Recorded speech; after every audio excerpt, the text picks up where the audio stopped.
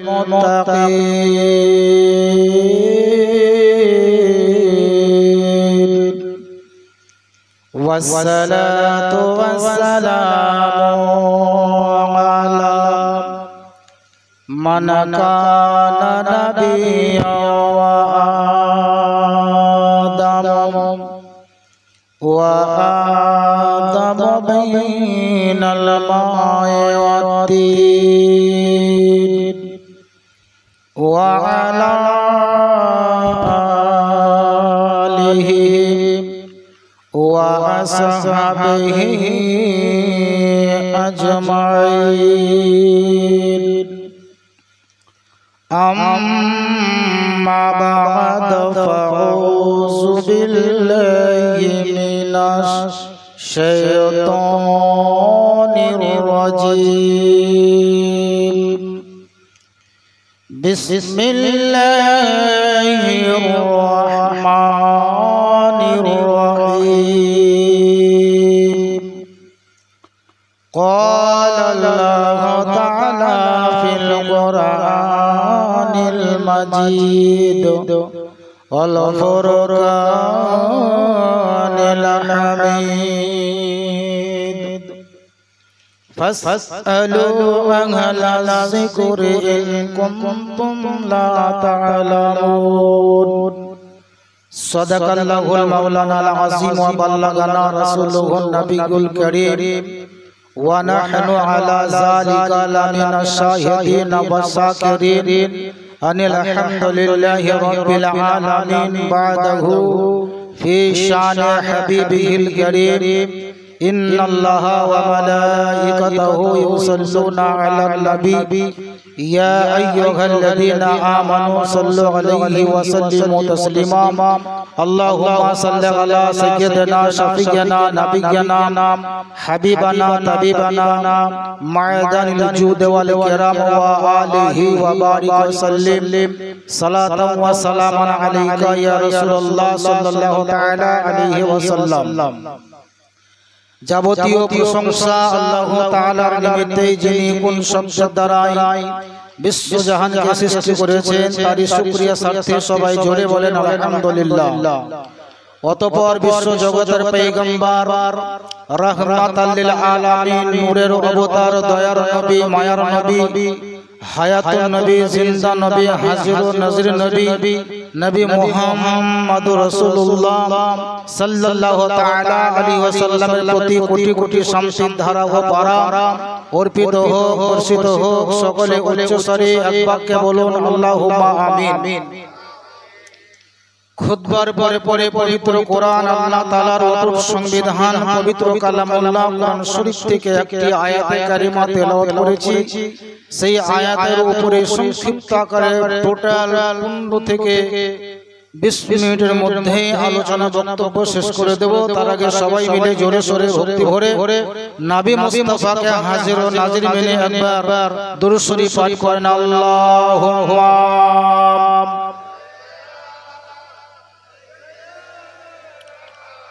মাওলানা মুহাম্মদ ওয়ালা আলে মাওলানা মুহাম্মদ নূরে মুহাম্মদ রাসূলে আরবি নায়েবে পরওয়ার জিবরিল চুমে চার দরবার। ঢোলন যদি না আসে, যদি মোহাম্মত থাকে তো ইমামে হুসাইনের সাদকাতে পারলে একটু সুবহানাল্লাহ বলে। যদি পারেন তো ইমামে হুসাইনের নামে একবার হাত উঠে বলেন ইয়া হুসাইন, জোরে বলেন ইয়া হুসাইন। নূরে মুহাম্মদ রাসূলে আরবি নায়েবে পরওয়ার জিবরিল চুমে চার দরবার হাজির জিবরিল চুমে যার দরবার আরে লাম থেকে হয় লা ইলাহা আলিফ থেকে হয় আল্লাহ লাম থেকে হয় লা ইলাহা আলিফ থেকে হয় আল্লাহ আবার মিম থেকে হয় নামে মুহাম্মদ তিনি রাসূলুল্লাহ আর শহীদ আজম ইমাম হুসাইন শহীদ আজম ইমাম হুসাইন নওয়াসা তোমার জিবরিল চুমে যার দরবার নূরে মুহাম্মদ রাসূল আরবি নায়েবে পরওয়ার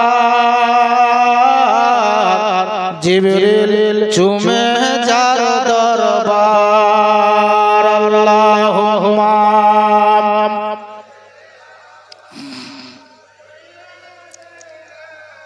মাওলানা মুহাম্মদ জোরে পড়েন সাল্লাল্লাহু তাআলা আলাইহি ওয়াসাল্লাম। আমি এদিক ওদিক হাত বাড়াবো না। আজকের এই সভায় জালসা কেন করা হয়েছে এটা আমরা প্রত্যেকেই অবগত যে সাইয়্যিদুস শুহাদা ইমামে হুসাইন রাদিয়াল্লাহু তাআলা আনহুর মুহাব্বতে এই জালসা করা হয়েছে।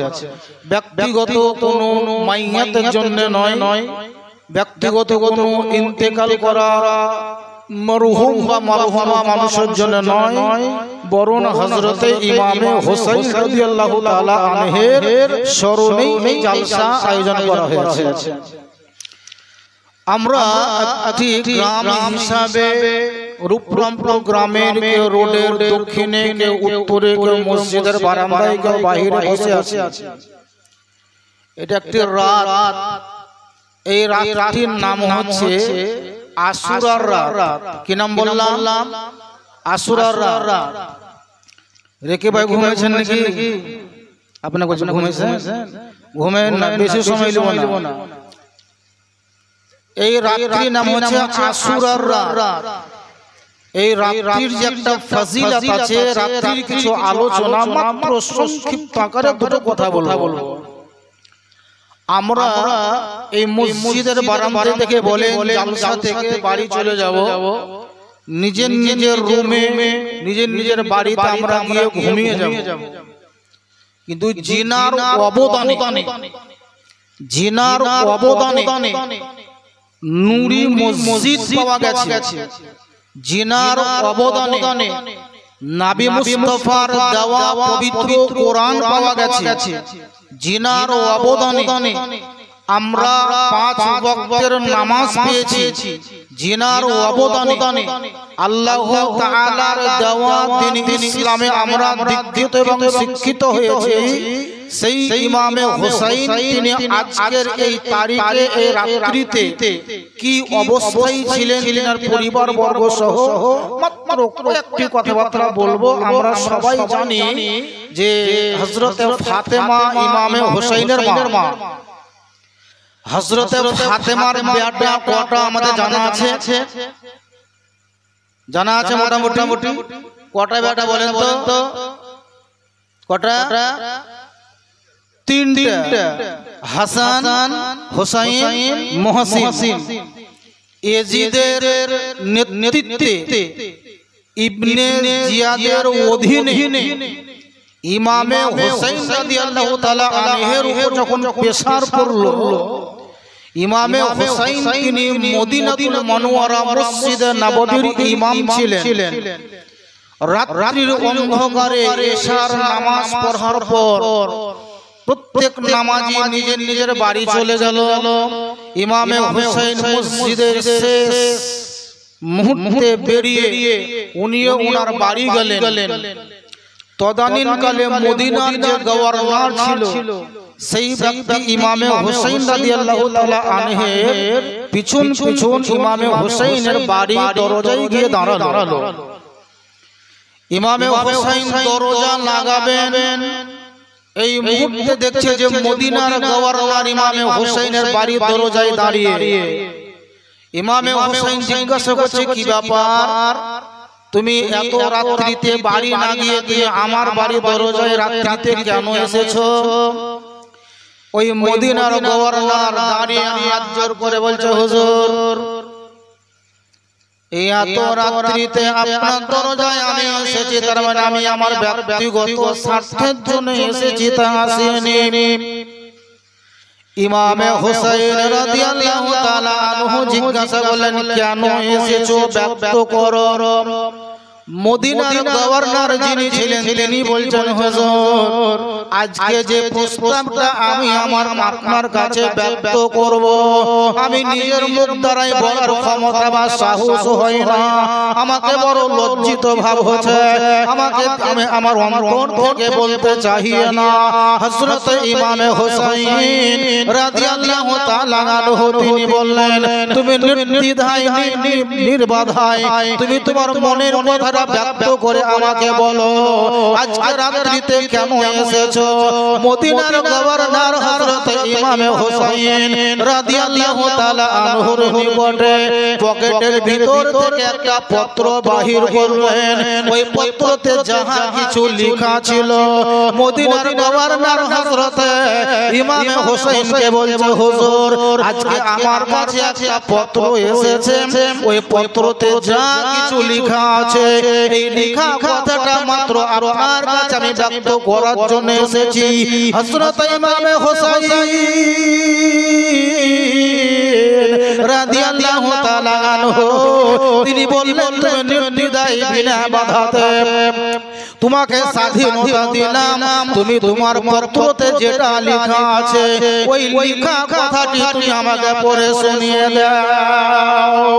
হযরত ইমামে হুসাইন রাদিয়াল্লাহু তাআলা আনহুর নিকটে ব্যক্ত করা বলো, হুজুর গো, ইয়া আমিরুল মুমিনিন, ইয়া ইমামুল মুসলিমিন, আজকে আমার কাছে যে পত্রখানা আছে এটা আমার ব্যক্তিগত হস্ত দ্বারাই লেখা নয়, আমি কলম চালিয়ে লিখেছি তা নয়। বর্তমানে হযরত আমির মুয়াবিয়ার বেটা যার নাম হলো ইয়াজিদ দামেস্ক শহর থেকে চিঠিটা পাঠিয়েছে। হযরত ইমামে হুসাইন তিনি বলছেন, কি লিখেছো তুমি ব্যক্ত করো। হযরত ইমামে হুসাইন রাদিয়াল্লাহু তাআলা আনহুর নিকটে তিনি পড়তে আরম্ভ করলেন। বলছে, হুজুর যেটা পড়ব এটা আমার ব্যক্তিগত মত নয়, ইয়াজিদের লেখা কথাটি পড়ছি।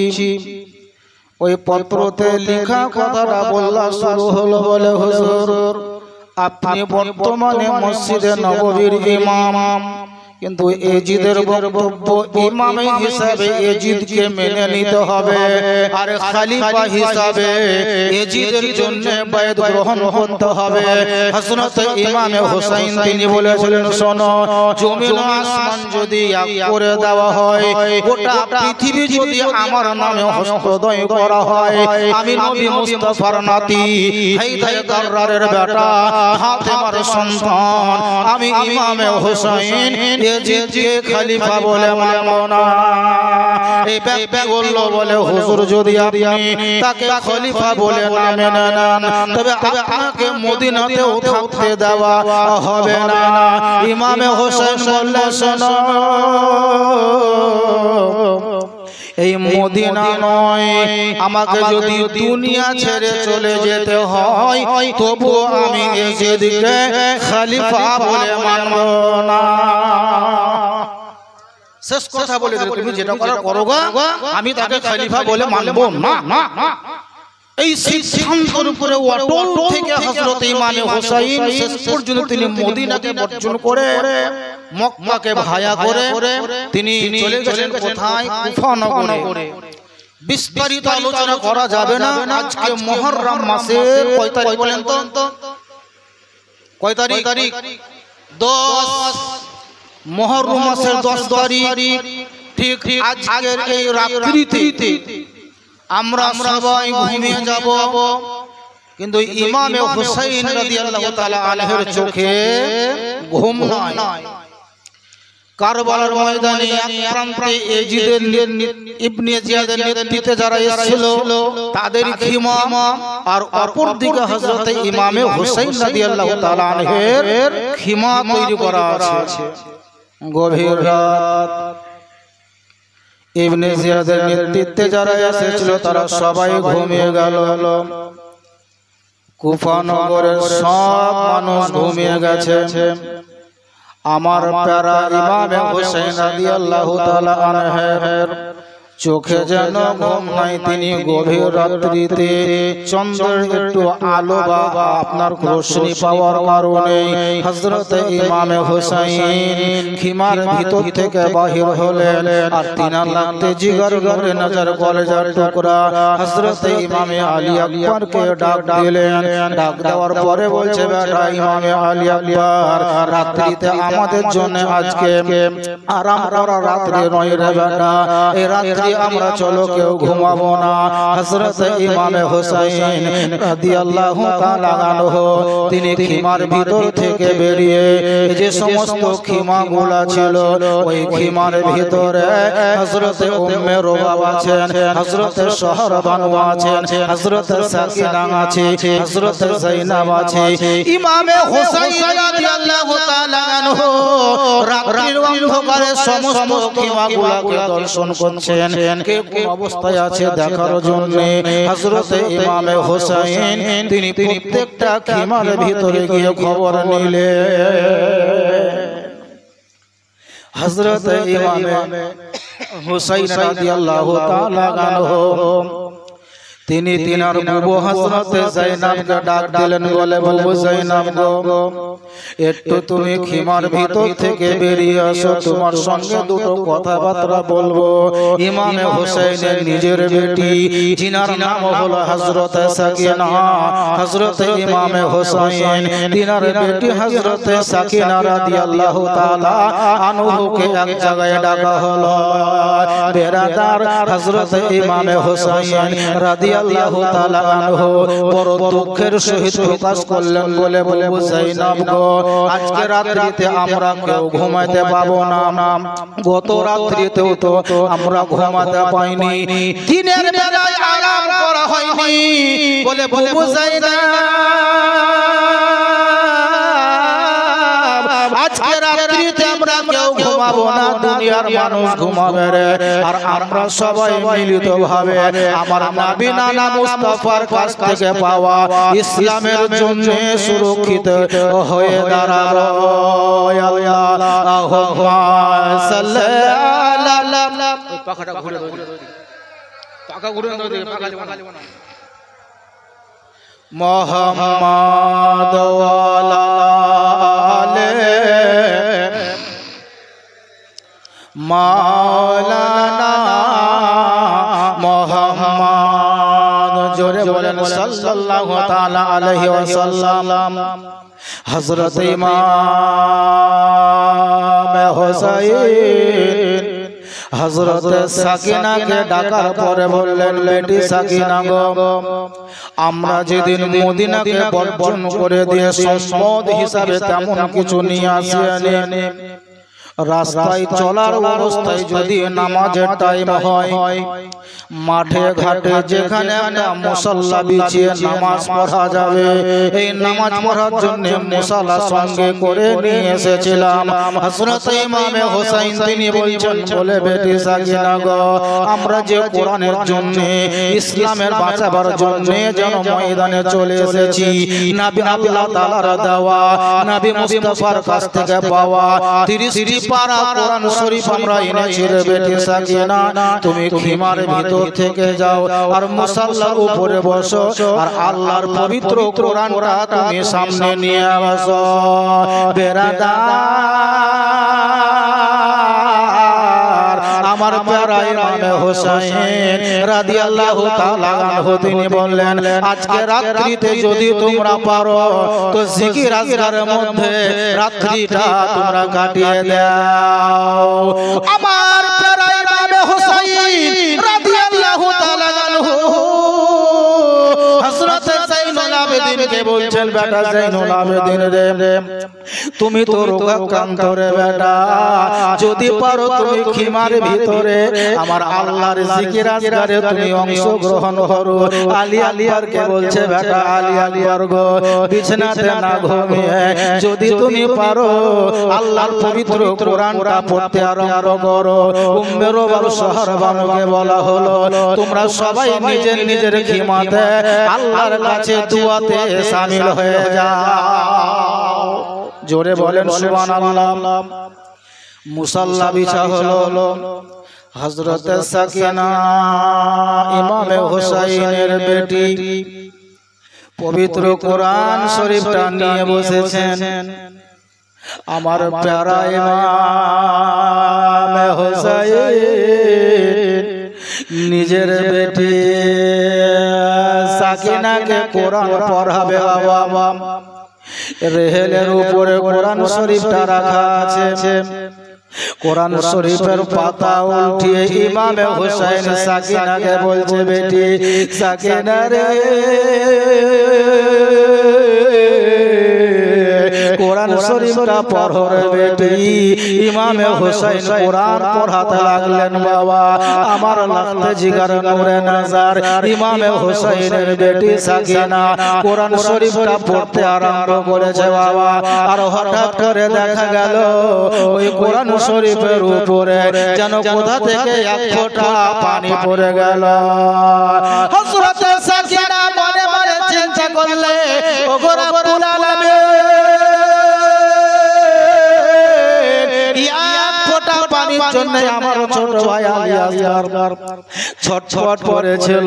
আলী আসগরকে পানি দেওয়া হয়নি। আজকে তোমার পবিত্র কোরআন তেলাওয়াত করেছি মাবুদ, আজকে পানি কোথা থেকে এলো?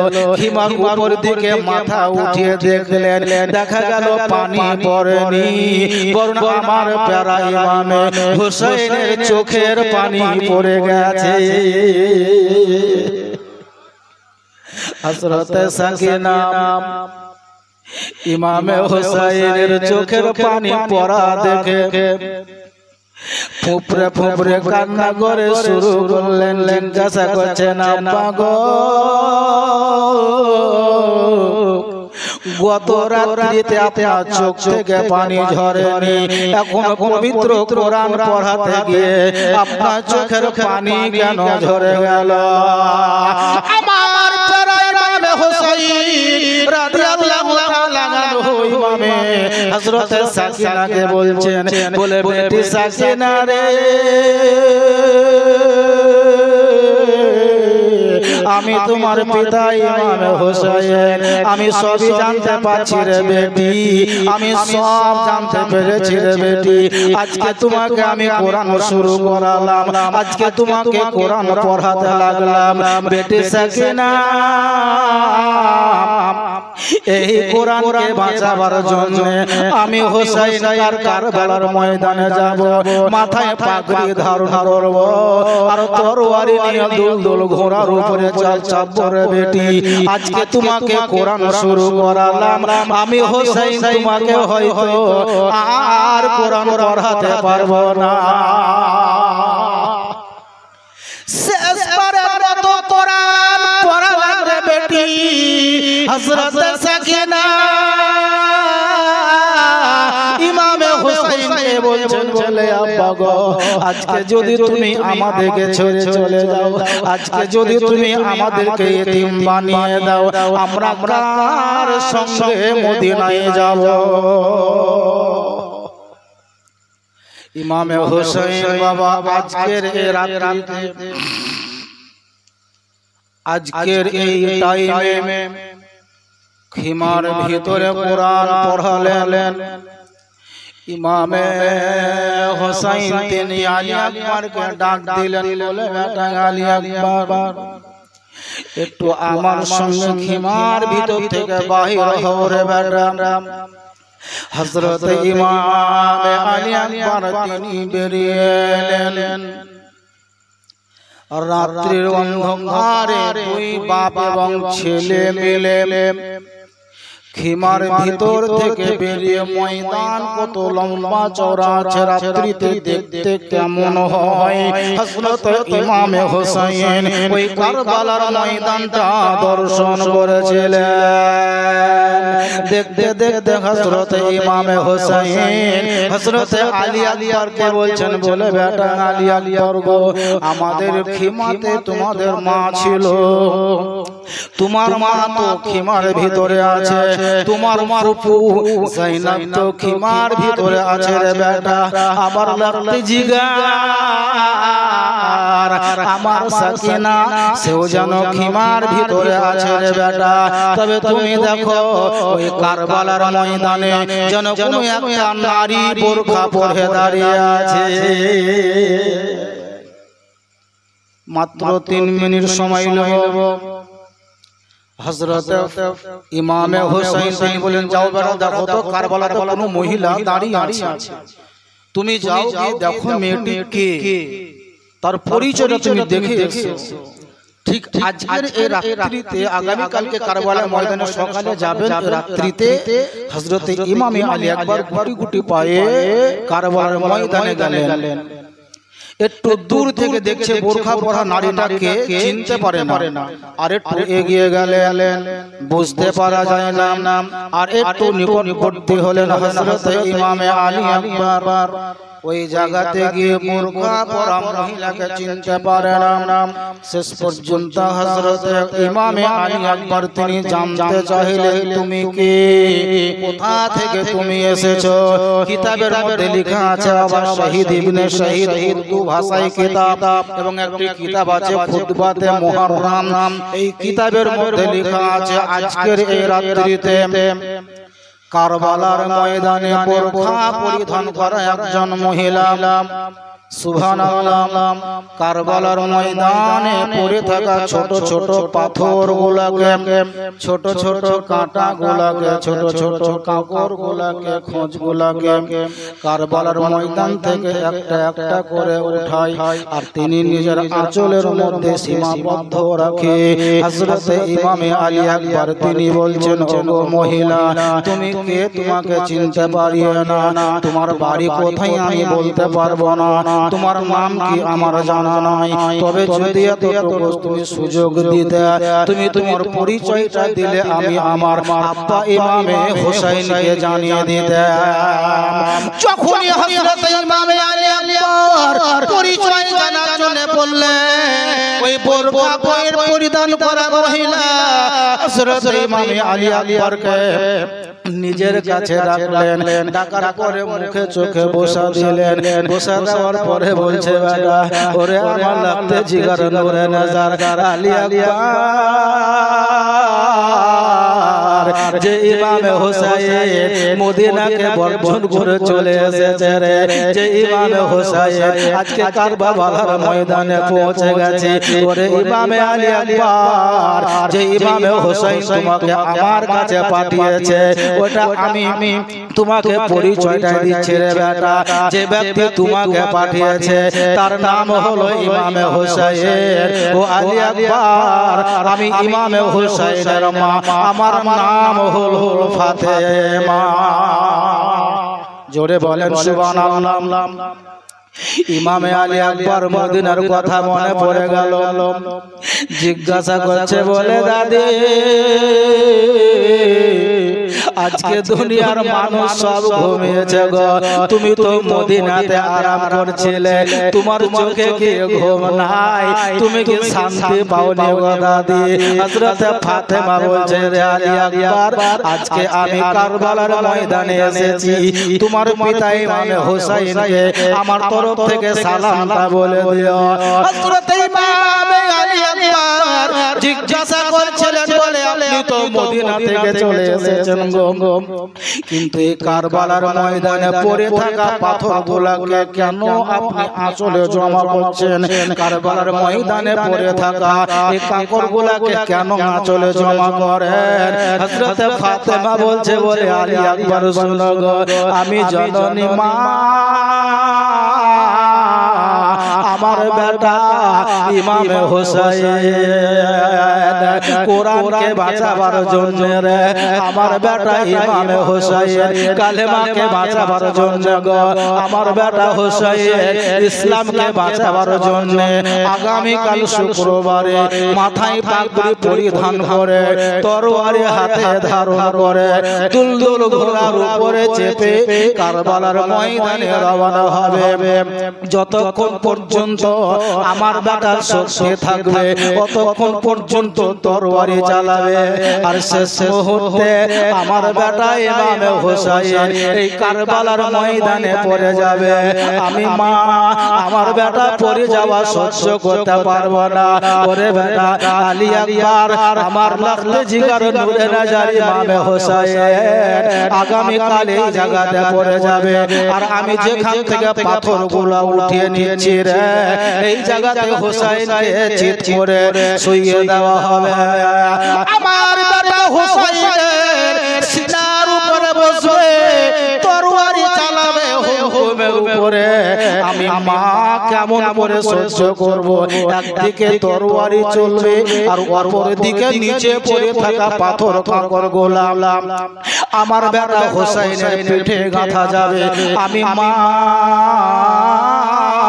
কেমন করে সহ্য করব রে বেটা এর জন্য আমি তার মা ফাতেমা মদিনাতুল মুনাওয়ারা থেকে এসে আমার বেটা হোসেনের পড়ে যাওয়া জায়গাটাকে পরিষ্কার করে দিলাম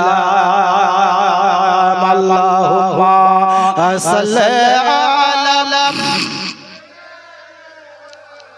মাওলানা মুহাম্মদ ওয়া আলা সাইয়্যিদিনা মাওলানা মুহাম্মদ সাল্লাল্লাহু আলাইহি ওয়াসাল্লাম তো হযরত ফাতেমা নিজের বেটা ইমাম হোসেনের জন্য মদিনাতে এসেছিলেন আর কারবালার মাটিতে পড়ে থাকা কাঁকর পাথরকে উঠিয়েছিলেন ইমাম হোসেন তিনি বলেছিলেন যারা আমার পক্ষে লোক হবে দরদি হবে তারা আজকের এই রাতটা আরাম না করে বরং তারা জিকির আজকার কাটাবে বেরাদার ইমাম হোসেন আজকে রাত পর্যন্ত জেগে নিয়েছিলেন ইবাদত বندگی করেছিলেন আগামী কাল দিন হবে ওই দিনটা শুক্রবারের দিন ছিল মুহররম মাসের 10 তারিখ ছিল সেই দিন তিনি কারবালার ময়দানে গিয়ে শেষ মুহূর্তে তিনি শহীদ হন করেছিলেন রিজনে কেউ লিখেছে কতলে হোসেন আসল মে মর গয়ে यजीद है कत्ले हुसैन असल में मर गए यजीद है इस्लाम जिंदा होता है हर करबला के बाद क्यों जो लिखे जिक्र शहीद करबला जिक्र सहे नाम है जिक्र शहीद करबला जिक्र सहे नाम है बातिल के सामने झुकना मोमिन को ये हराम है अरे सब्र का नाम है जिंदगी जुल्म का नाम है मौत सब्र का नाम है जिंदगी जुल्म का नाम है मौत तुम मर गए हो यजीद जिंदा मेरा इमाम है जिंदा मेरा इमाम है जिंदा मेरा इमाम है आला हजरत आसिमुल बरकत कंजुल करमात इमाम इश्क मोहब्बत इमाम मोहम्मद रजा खान फसले बेरे नबी अलैहि रहमत और रिजवान से लिखे कितने बिखरे पड़े हुए हैं मदीने के फूल जोरे बोलो सुभान अल्लाह कितने बिखरे पड़े हुए हैं मदीने के फूल करबला तेरी किस्मत पे लाखों सलाम लाखों सलाम लाखों सलाम व मा अलैना इल्लल बलाग अस्सलामु अलैकुम व रहमतुल्लाहि व बरकातुहू।